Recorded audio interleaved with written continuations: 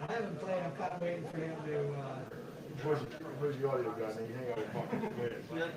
Yeah. That's his real ticket. He ain't got time for it. Right. Exactly. Man, you called down. Not Turkey. Yeah. You both really talk. Palm. Chums in the palm.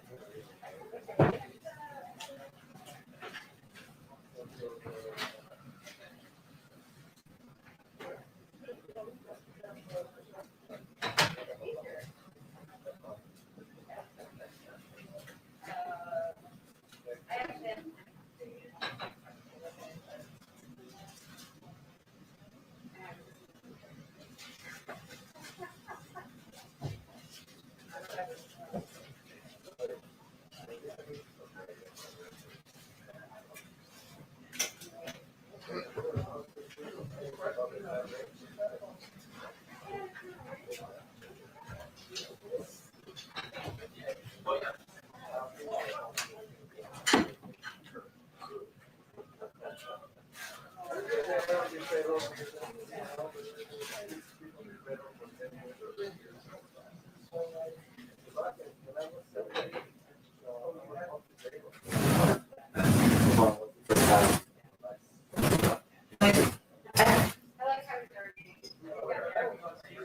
in the front left. So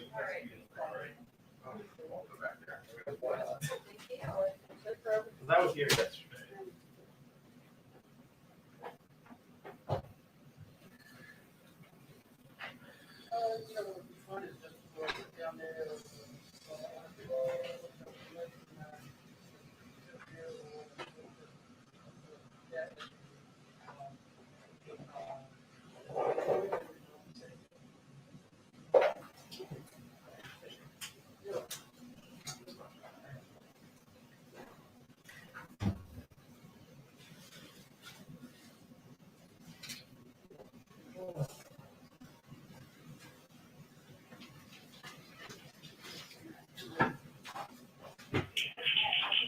Two-minute warning on the press briefing, 2-minute warning on the press briefing, thank you.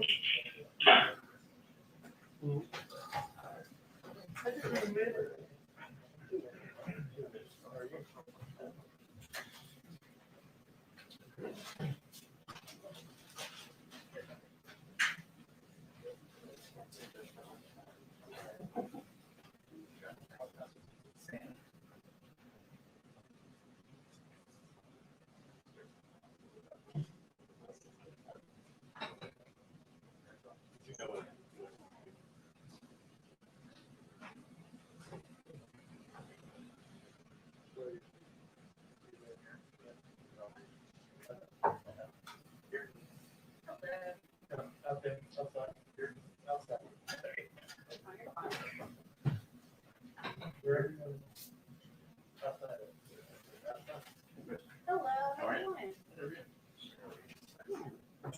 Better now than like I like these. It was, thank you.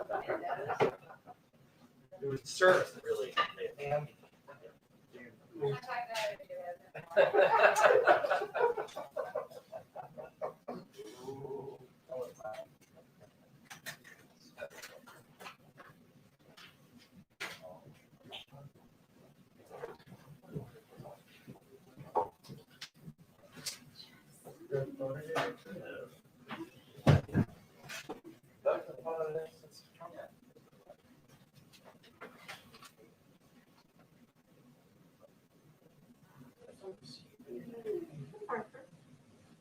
Hey.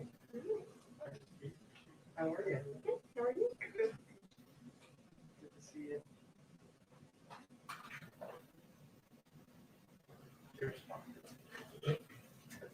Are you supposed to be the next one or the? You're in the tight corner. You set your mic, right? Yes. Yeah, that's fine. You gotta climb over people.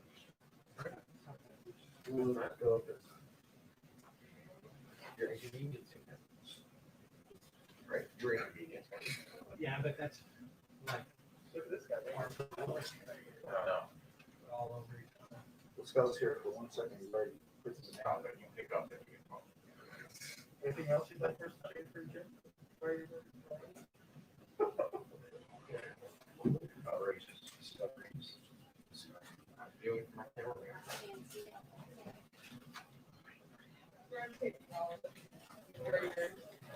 Hi, everyone. Hello. Okay. I have a couple of items of good news for the American people today to kick us off. Today, the president will sign an extension of the Paycheck Protection Program, which passed both the House and Senate with wide bipartisan majorities. Since the beginning of the pandemic, 400,000 small businesses have closed for good, and millions more are struggling to stay open. In December, Congress provided an additional $284 billion for the Paycheck Protection Program. In just 2 months, we've approved over $200 billion worth of forgivable loans to more than 3 million small businesses. And in this round, we've distributed a greater share of relief to very small businesses. So today, the president will sign the Extension Act into law. We want small businesses to know that help is here, and they now have until May 31st to apply. As we do every week, Jeff Zients hosted a call with governors from across the country. He, of course, provided them an update on what the president announced yesterday, that by April 19th, 90% of adults in the US will be eligible for vaccination. 90% will have a vaccination site within 5 miles of where they will live. This will be made possible by increasing the federal retail pharmacy program from 17,000 to nearly 40,000 stores nationwide, a program that started out as a pilot and has been very successful. He also announced there'll be an increase of supply to over 33 million vaccine doses across all of our channels, which is going to help meet the needs with the moving forward of the eligibility timeline. Another update in terms of getting the checks out to people. There are a significant number of Social Security recipients who do not file taxes. As we noted earlier, or a couple weeks ago, I should say, direct payments went out very quickly to those who file taxes every year, who do it via direct deposit. And thanks to collaboration between the IRS and the Social Security Administration, they will soon announce that we are on track to send those payments out this weekend. The majority of people should see them in their bank accounts on Wednesday, April 7th, which is obviously a very positive step forward. Finally, as many of you saw earlier this morning, the president announced his historic slate of judicial nominees of his administration, the first historic slate, I should say, with 11 candidates overall. This is an unprecedented fast start for any president in the U.S. history on judicial nominations. This is also a groundbreaking slate in many ways. It includes 4 nominees who have served as public defenders, 4 who are members of the AAPI community, a nominee who, if confirmed, would be the first Muslim American federal judge in history. None of the 11 nominees are women. And overall, this group represents a paradigm shift in the type of people who can see themselves on the federal bench while still maintaining the president's absolute highest standards for the qualifications, integrity, and fairness of each individual being considered. So lots of news. Go ahead, kick us off. Thank you, Jen. I want to start by asking on guns. It has been noted actually that 40 years ago today was the attempted assassination of President Reagan. But some gun safety groups have expressed disappointment at the president's sidestep of the issue in his news conference last week. Can you give an update on what is in the works in terms of a timetable for possible executive actions on guns? Well, first, let me say the president understands their frustration. He is somebody who has fought for gun safety measures since he was in the Senate himself. He did that in his effort to fight for the Brady Bill, in his effort to fight for a ban on assault weapons, and in his leadership, putting in place almost 24 executive actions on gun safety when he was in the Obama-Biden administration. Right now, we're working on a couple of levers. One is working with Congress. There are 2 background check bills that have moved their way through the House. Many of you may have seen this weekend, Senator Chris Murphy, clearly a leader on these issues, somebody who has been a leader since Newtown and even before, sees a path forward. We've seen an openness by even some Republicans to having a debate and a discussion. We'll take that. While that is moving, while there are discussions on that front, and the president will certainly be engaged in those, we are also continuing to review and consider what the options are for executive actions. We hope to have an update on that soon. I don't have an exact day for you at this point in time. Okay, follow up on that, and then one other matter. On guns, does the president still plan to go to Colorado after the mass shootings there, and if so, when? I don't have an update on a trip to Colorado. Obviously, that trip would be done in coordination with the leaders in the state, community that was impacted by this terrible tragedy, but I don't have any plans to preview for a trip to Colorado at this point. And then one more thing, on another lighter matter, it's obviously a presidential tradition to throw out the first pitch on opening day, which I'm happy to report is Thursday. But the Nationals have said that the president declined their invitation to go to this year. Why is that? Why is he not going? Is this about crowds in the park? Is it about sending wrong messaging? Why is he choosing not to be there on Thursday? Well, first, let me say I know the president's eager to get out to National Stadium. Many beautiful days, many beautiful baseball games ahead this spring. It's not on his schedule this week, but I certainly expect that baseball fans will be hearing from him in the next couple days. Go ahead. Thanks, Jen. Question about your infrastructure proposal being released tomorrow. Mm-hmm. Is it going to focus more on shovel-ready projects that could get underway right away, or is it focused more on projects that might take a couple of years to get started but could ultimately have a bigger impact? It's a great question, and I expect we'll have more to outline on how quickly things can happen once he delivers the speech tomorrow. But let me just say that the speech tomorrow is about making an investment in America, not just modernizing our roads, our railways, our bridges, but building an infrastructure of the future. So some of it is certainly infrastructure shovel-ready projects. Some of it is how do we expand broadband access? Some of it is ensuring that we are addressing the needs in people's homes and communities. So there are a range of components that he'll talk about when he proposes his ideas tomorrow, when he lays that out in his speech in Pittsburgh. And how much more should wealthy Americans expect to pay? Will the top marginal rate go back to 39.6% under this proposal? Well, I expect that tomorrow, again, the speech is really about his vision for creating jobs, good paying union jobs, and really investing in the industries of the future. But he thinks it's the responsible thing to do, to propose a way to pay for that over time. So, and he also believes that there's more that can be done to make the corporate tax code fair. And so I expect that will be the focus of his remarks on taxes tomorrow. And what about the estate tax? Is that something you're also considering increasing? Again, I'm not going to get too far ahead of the president's own speech and proposal, and I know we'll be previewing it more in the next 24 hours, but he believes that there's more that can be done to make the corporate tax code fair, to reward work, not wealth, to ensure that we can invest in the future industries that are going to help all people in this country. And one other topic, 23 countries have signed on to the idea of this WHO treaty that would improve information sharing during future pandemics. Why hasn't the US signed on to that? Well, we believe it's vital in working with international partners and other countries, and of course, strengthening and reforming our international efforts as it relates to addressing pandemics and future pandemics. We do have some concerns primarily about the timing and launching into negotiations for a new treaty right now. And we believe that could divert attention away from substantive issues regarding the response, preparedness for future pandemic threats. And we believe that should be our focus currently. But we're certainly open to and looking for a continued collaboration with the global community. Go ahead. Does President Biden believe that the millions of Americans who lost loved ones to COVID-19 deserve a better response than one that they've gotten from the WHO? In terms of looking into origins for COVID-19? Well, I think he believes that the American people, the global community, the medical experts, the doctors, all of the people who've been working to save lives, the families who've lost loved ones, all deserve greater transparency. They deserve better information. They deserve steps that are taken by the global community to provide that. So there was an extensive statement put out by a number of countries, including the US, but let me highlight, we're still reviewing the report, but let me highlight some of the concerns that have come up to date. The report lacks crucial data, information, and access. It represents a partial and incomplete picture. There was a joint statement, as I noted, that was put out. We also welcome a similar statement from the EU and EU members, sending a clear message the global community shares these concerns. There are steps from here that we believe should be taken. There's a second stage in this process that we believe should be led by international and independent experts.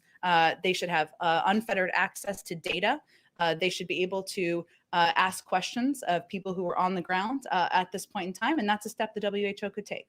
And that statement says that the U.S. joins these countries in expressing shared concerns. But the statement, quite frankly, is pretty bureaucratic and perhaps does not meet the moment of the seriousness of the crisis here in this country in terms of the death toll. So what is the White House's actual reaction to this report from the WHO? Was it simply inadequate? Well, the report is still being reviewed by our team of experts. 17 experts are reviewing it. You know the headline of it, and it's not sufficient. We agree. So. And we have long said, as I just stated, it lacks crucial data, information, it lacks access, it lacks transparency. It certainly, we don't believe that in our review to date that it meets the moment, it meets the impact that this pandemic has had on the global community. And that's why we also have called for additional forward-looking steps. And I will tell you that negotiating between 20 countries or so to get a statement out, sometimes it appears bureaucratic. But we'll President speak on this. On the WHO report, I expect we'll let our review conclude and then we'll look for an opportunity for him to speak to it. But I can certainly confirm for you that he shares these concerns. They are coming directly from him and directly from our national security team, who has looked at what the report has presented to date.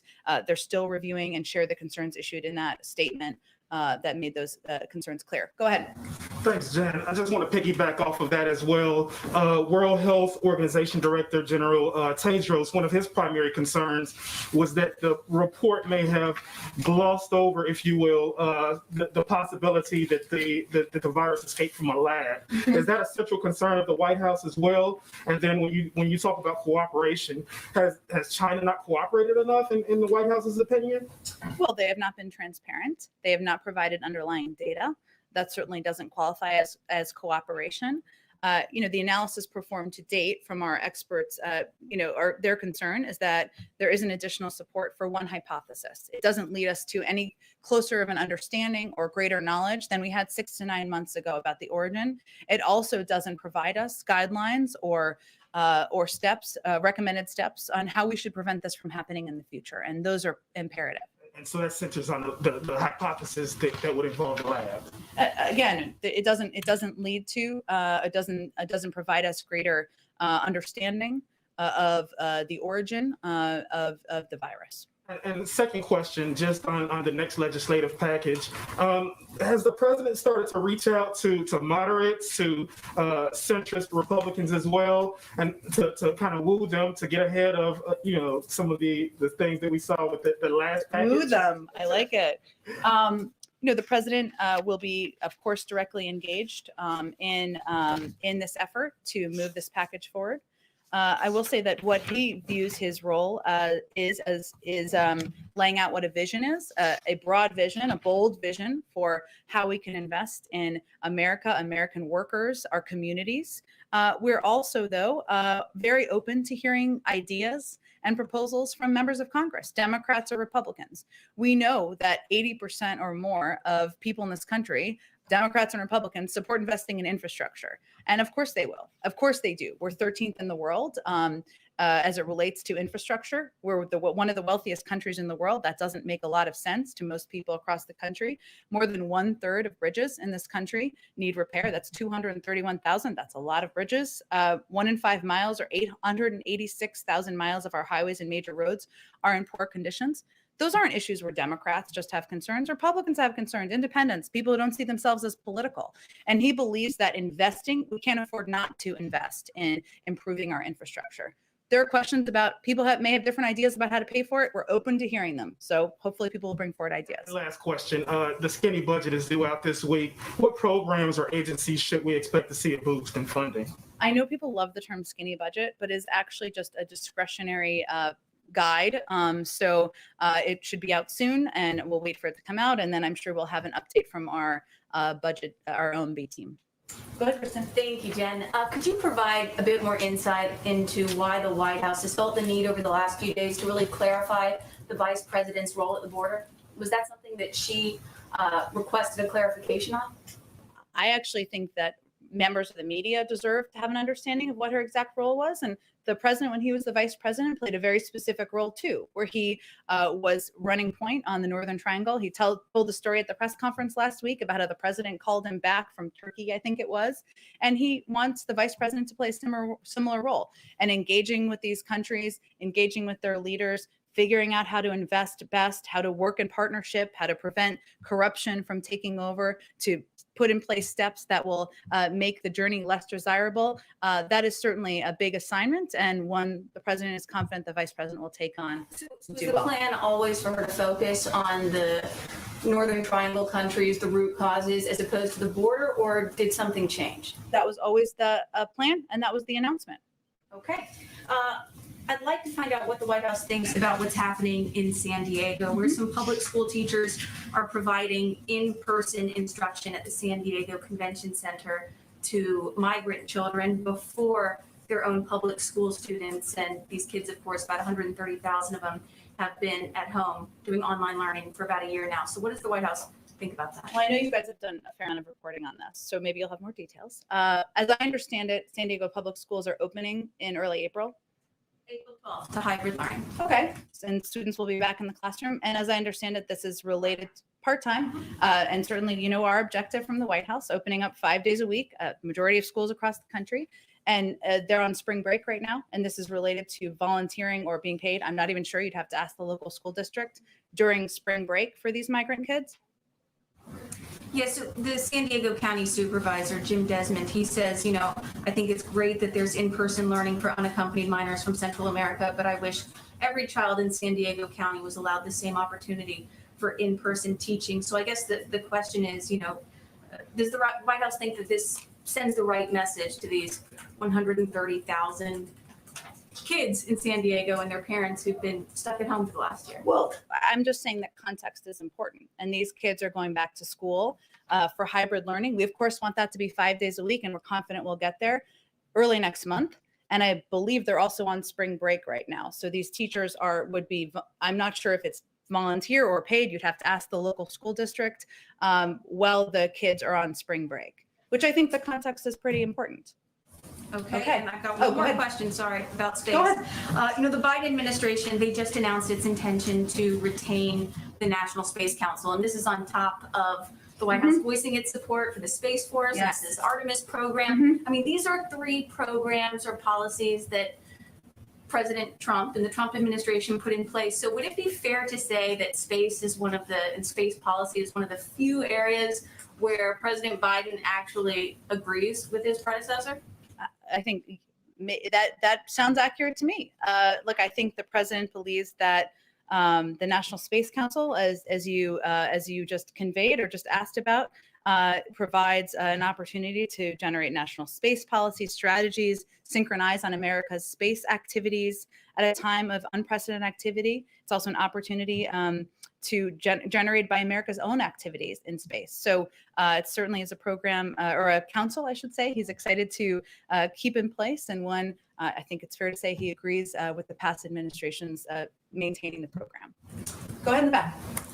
The White House has been talking about a lot of different types of infrastructure over the last few weeks leading up to the announcement tomorrow. Can you give us a sense of what the general breakdown is going to be on, you know, clean energy and climate type projects versus roads and bridges? I know we will have an extensive fact sheet that will break down everything for you. It is quite long. It is quite long, and I don't want to get too far ahead of the president. But I will. Let me see if I can give you a little bit more of a breakdown, not in terms of the numbers, but so certainly investing in. We've talked about this a little bit. Roads, rails, and bridges is part of it. The president believes that we can do that in a way where we can create good paying, clean energy jobs, union jobs. That's part of his vision for investing in industries of the future. He also believes there's more we can do on broadband and ensuring that the far too large percentage of the American people who don't have access, and we invest in that. There's a lot of ways to do that, I will say, though, and he's very open to the ideas coming from Congress on how to do it. And they may have different perspectives on how to do it, the right way to invest and to do it. But he sees, clean energy and clean energy jobs as central to his own vision and his own objectives. You'll certainly hear him talk about that tomorrow. And but the speech is really about, it's about jobs, it's about investing in the industries of the future, and it's about rebuilding parts of our communities that have long been forgotten. And does the White House have a response to this new Chinese law finalized earlier today that essentially allows them to vet parliamentary candidates in Hong Kong for so-called non-patriots to not be allowed to run for office? I know we have certainly expressed concerns about the undemocratic steps of the Chinese government in the past. I'll have to check with our national security team. I had not asked them about this specific piece, but we will get back to you shortly after the briefing. Go ahead, Chris. So Chuck Schumer is urging people to write and email the president, the White House, in hopes that he will cancel up to $50,000 of student loan debt. Why do you think that Schumer has such a fundamentally different reading of what the president can and should do? And if you could answer yes or no, has the president ruled out taking unilateral action on this yet? No, he has not. I will say that I do have some good student loan news for you, which you didn't even know you were going to tee up for me, but we will be expanding the pause on student loan interest and collections to the more than 1 million borrowers who are in default on a loan that was made by a private lender in the old bank-based loan program known as the Federal Family Education Loan Program. This step particularly protects 800,000 borrowers who are at risk of having their tax refunds seized. That's actually a pretty significant steps. The president continues to call on Congress to cancel $10,000 in debt for student loan borrowers. That's something Congress could take an action on, and he'd be happy to sign. We're still taking a closer look at our options on student loans. This includes examining the authorities we have, the existing loan forgiveness programs that are clearly not working as well as they should. This includes borrower defense, total and permanent disability charges. There's a lot of steps we're looking at, and we'll continue to review those and be in touch, of course, with Leader Schumer about our process. Do you have a sense of the timing on that, how long those reviews might take? I don't have an update on the timing. There's a legal and a policy review. Go ahead. Oh, Trevor, did you have a question? I didn't mean to escape. Go ahead. I always have a question. Of course. So first, just on the infrastructure questions that we were talking about, Yeah. you said yesterday that there would be a dollar for dollar accounting of how the measures would be paid for. Yep, paid for over time. Yep. Paid for over time. Is the president willing to sign a bill that does not pay dollar for dollar for all of the proposals that he has? Well, the president believes it's responsible to propose a way for paying over time for his vision for investing in infrastructure and our economy and American workers. There will be a range of views, including how to pay for it. People will be for or against. Some people may not want to pay for it, and he's open to having those discussions. So, but the focus of his speech, of his proposal, is on investing in America. We're talking about tax reform proposals that would help pay for it over time. But the reason he is putting those forward is because he thinks it's responsible to put forward a plan to pay for it as a means of discussing that. But it's really about investing in workers. He is open to deficit financing in a final package. Again, I think we haven't even proposed the speech yet. There'll be a range of views on Capitol Hill, as we all certainly know. He's proposing a way to pay for his proposals over time. We'll look forward to hearing from members of Congress on how they want to approach it, given there's such strong support for infrastructure investment across the country. Okay, and just on a quick one on foreign policy, Iran has come out and basically already rejected a proposal that you haven't even put on the table yet. About relaxing some of the sanctions against them to get them to come to the table. They say all of the sanctions need to be relaxed before they'll consider any changes on enrichment. Is there any point to putting a proposal on the table if it's already going to be a non-starter? Well, we remain committed to pursuing a diplomatic process to determine a way forward. Sometimes that takes some time, and we certainly have found that in the past as it relates to negotiations with Iran.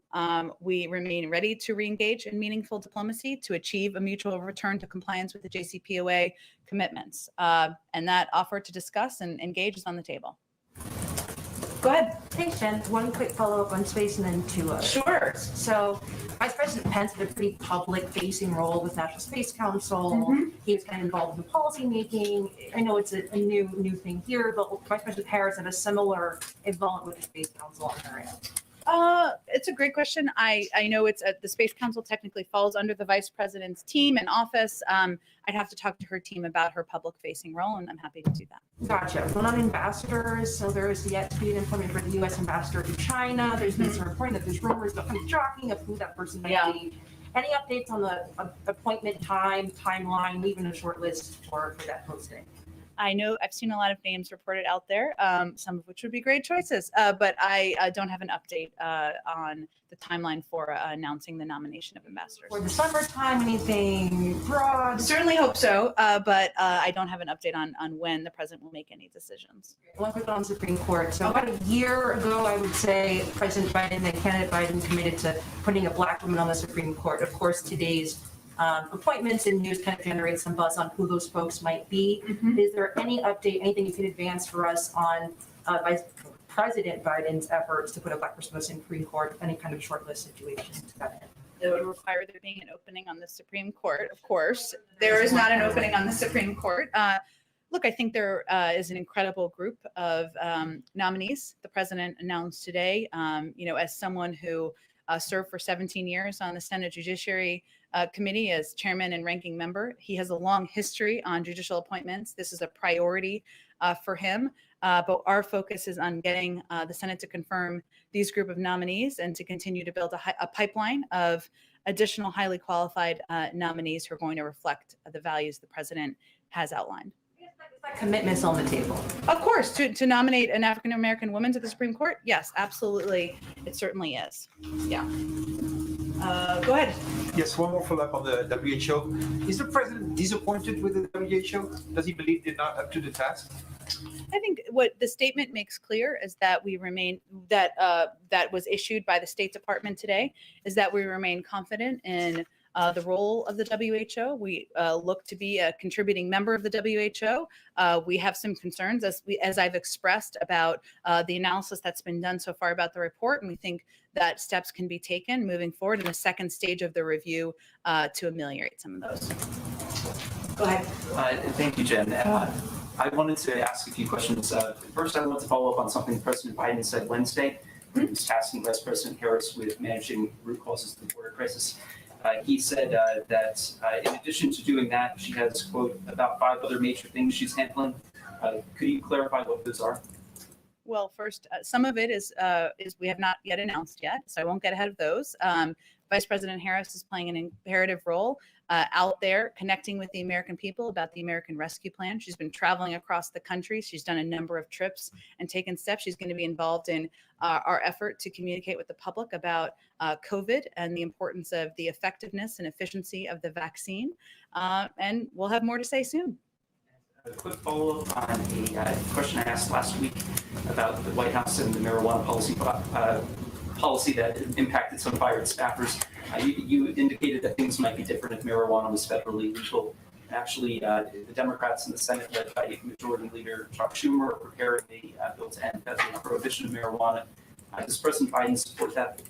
He spoke about this on the campaign. He believes in decriminalizing the use of marijuana, but his position has not changed. Descheduling then, federal descheduling, and end of federal prohibition? That's been his position. Nothing has changed. And regarding the WHO, former President Trump accused the WHO of being, quote, a puppet of China. Does this report confirm that claim? Well, I think we've expressed our concerns about the role, the lack of transparency, the lack of data that has been provided broadly to the global community. We believe there are steps that can be taken moving forward to ensure that an independent investigation, that global experts are involved in the next stage of this process. But we also believe that the WHO is a body that the United States should be a part of, that in order to make changes happen, we need to have a seat at the table. And that's why we rejoined the WHO. Go ahead in the back. Thank you very much, Jen. I have one question on Asia and one question on Asian Americans. We know that Japanese Prime Minister is coming to visit, and also both NSC and State Department are set to host their Japanese and South Korean counterparts. As the representative of the Foreign Press Group, I got a question from NHK.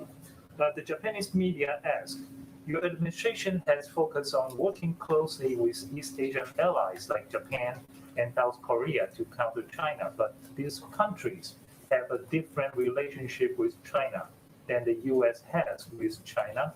So how will you have your Asian allies cooperate with you when they sit on different interests than the US? I'm not sure I completely understand your question. Are you asking how will we discuss China and our relationship with China when the president and others in the administration see leaders from Japan? No, the East Asian countries have different interests than the US has with China. Sure. So how will you have your Asian allies cooperate with you if you have different interests? Well, I think just like the U.S. relationships with any country, there are areas of mutual interest. There are areas where we can communicate, work together on, even sometimes have disagreements, whether it is economic cooperation or security in the region. And certainly I expect that those conversations should cover a range of topics.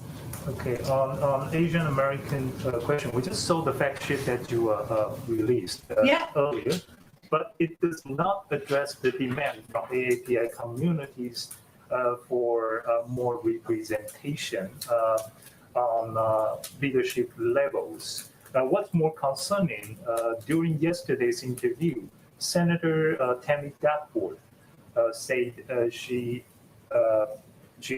pushing for this representation, and the White House said to her, quote, "You have Kamala, you don't really need any other Asians in the cabinet." And the Duckworth said, quote, "That is really offensive. You wouldn't say we have white male president. There shouldn't be any white male members of cabinet. Why would you say that to someone from the Asian community?" End quote. What is your reaction to her statement?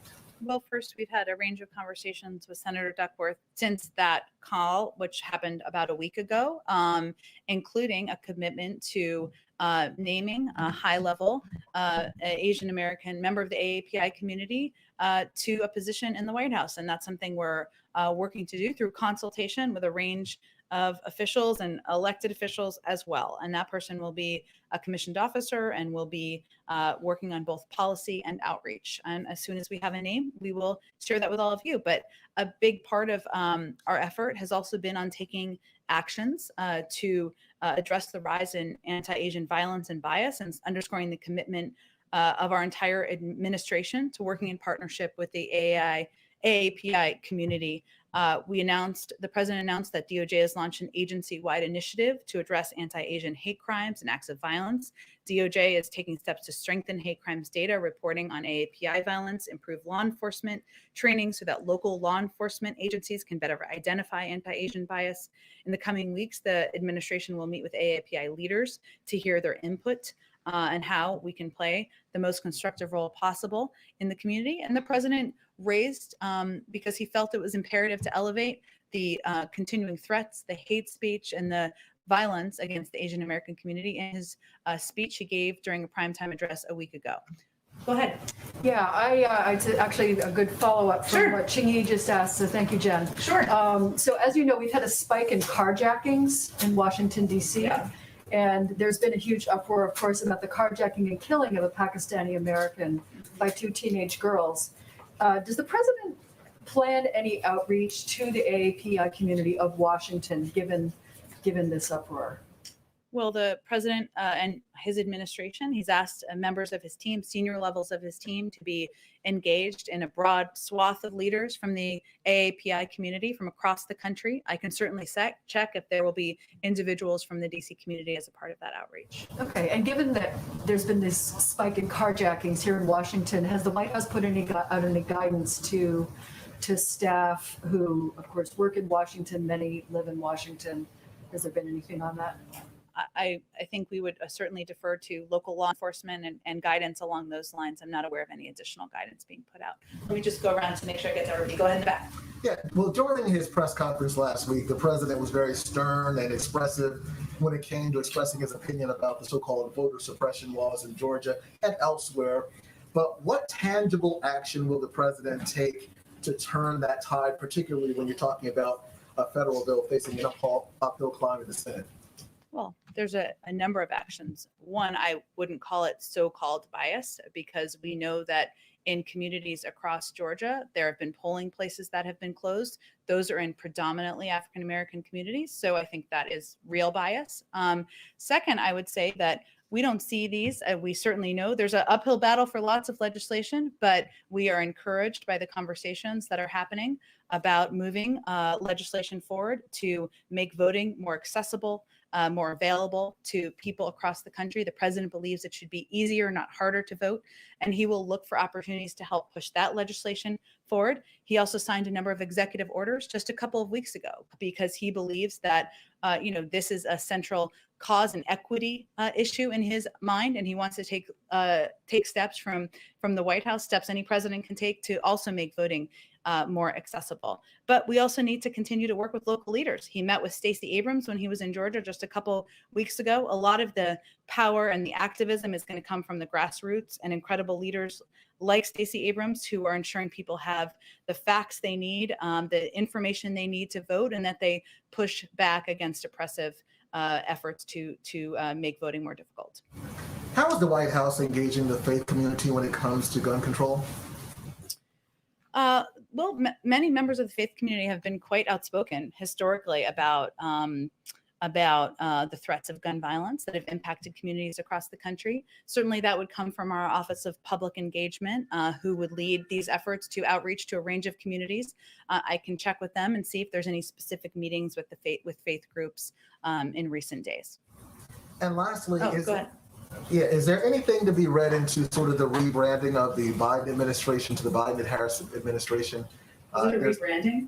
Well, when you look on the website, it's it's just Biden Harris, and that's not been necessarily the norm of the past. Is there any message being sent by that, or what's meant to be what can be extrapolated? I would take from it that Vice President Harris is an important partner. She's the first in the room, the last in the room on most occasions if she's in town and not traveling around the country. It's a reflection of the important role that she will play moving forward. Go ahead. And speaking with several governors' offices that were on the call with the White House this morning, it's come to our attention that there were not a lot of questions or really any questions or pushback on the comments yesterday from both the president and Dr. Walensky, advising state and local governments against rolling back mask mandates. Just given the fact that there were no questions or really any dialogue, at least according to our reporting right now, what is the level of concern from the White House at the effect 24 hours after the president raising his voice on this? Dr. Walensky is certainly raising her voice on this.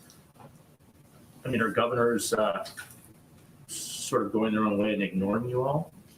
I don't think we see it that way, Jeff, but I would say that one of the ways we can impact people across the country is by acknowledging this is hard. We've been at war with this virus for a long time. And to reiterate, as the president did yesterday, as Dr. Walensky did yesterday, that we continue to be at war with the virus. But the way we feel we can be most impactful is not just through words, but is through actions. And so as we have seen an uptick, we've also taken an accelerating threat, I should say. We've also accelerated our response, and we've moved up universal shot date for most Americans by 2 weeks, increased vaccine supply to states, doubled the number of pharmacies getting supply, more than doubled, opened more mass vaccination centers. We know that the more people who can get vaccinated, the more accessible it is, the more effective we are going to be, and that's where we're putting our efforts. Is there enough concern from governors based on the call this morning, do you believe? I was not on the call this morning. I think the president's speaking not just to governors, but to people across the country, to business owners, to local elected officials. There are, even in some states where governors have been pulling back the restrictions, there are local leaders and local businesses or bigger businesses who have kept them in place. And it's important for people, it's a tough message, important for people to hear that we're still in a war with this virus and people need to still be vigilant in order to return to normal. Thanks, Jen. Today, Canada halted delivery of the AstraZeneca vaccine. What does that mean for this administration's posture towards that particular vaccine and the vaccine's prospects of approval here in the U.S.? Well, approval would, of course, be through the FDA, and they have a rigorous and thorough process for doing that. So I will leave that to them to undergo that process, and I don't have anything to predict about the approval likelihood. Thank you, Jen. Thank you. Want to go one more? Sure, one more vaccine question. Okay. Given on the near-term horizon, is the White House considering changing the way it deploys those vaccines since those kick in so much quicker than the other vaccines The out there? Johnson & Johnson vaccines? Sticking to the same per capita distribution, or is there any thought about changing the way those are distributed? Well, we think a lot about how to ensure vaccines are distributed equitably across the country. But our message continues to be you should take any vaccine that is available to you. There are 3 approved. They're all safe. They're all effective. So we're not changing our approach at this point in time. Thank you, everyone. Thank you. Thank you.